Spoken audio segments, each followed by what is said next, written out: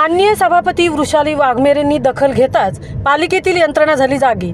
Panvel sector 13A type चाळ number 75 76 68 67 मध्ये main drainage लाईनचे चेंबर तुटल्याने मैलायुक्त पाणी चाळीत वाहत होते। मेन ड्रेनेजची लाईन साफ करण्याबाबत नागरिकांनी महापालिका कार्यालयाकडे तक्रार करून ही यावर कोणत्याही प्रकारची उपाययोजना करण्यात येत नव्हती। या घटनेमुळे परिसरात दुर्गंधी पसरली होती। चाळीतील नागरिकांना येणाऱ्या जाणाऱ्यांना नाक दाबून जावे लागत होते। तसेच येथील नागरिकांचे आरोग्य धोक्यात आले होते। त्यामुळे नागरिकांकडून तीव्र संताप व्यक्त करण्यात येत होता।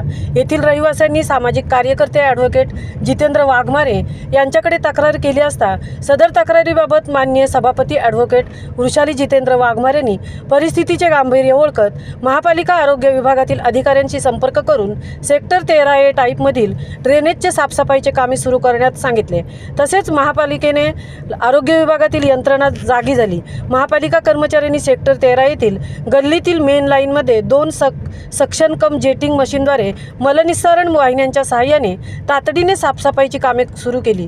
त्यामुळे नवीन पनवेल सेक्टर 13 मधील नागरिकांनी समाधान व्यक्त करत कावेरी असोसिएशनच्या रहिवाशांनी व पदाधिकाऱ्यांनी माननीय सभापती ॲडव्होकेट वृषाली जितेंद्र वाघमारे यांचे आभार मानले आहेत। महामुंबईसह राजू गाडे, पनवेल।